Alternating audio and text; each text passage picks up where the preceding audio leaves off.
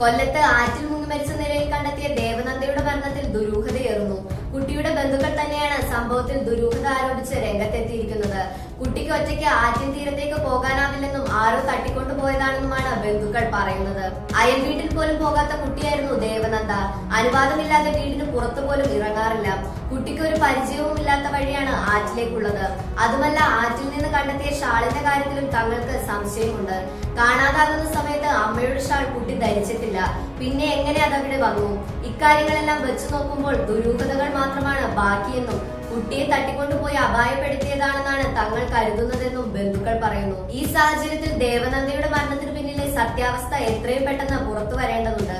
കാരണം കേരളത്തെ ആകെ മുൾമുനയിൽ നിർത്തിയതും കരയിച്ചതുമായ സംഭവമാണ് ദേവനന്ദയുടെ കാണാതാവലും മരണവും. ഈയിടെ സമൂഹ മാധ്യമങ്ങളിൽ ഏറ്റവും അധികം ഷെയർ ചെയ്യപ്പെട്ട സംഭവം കൂടിയാണ് ഇത്.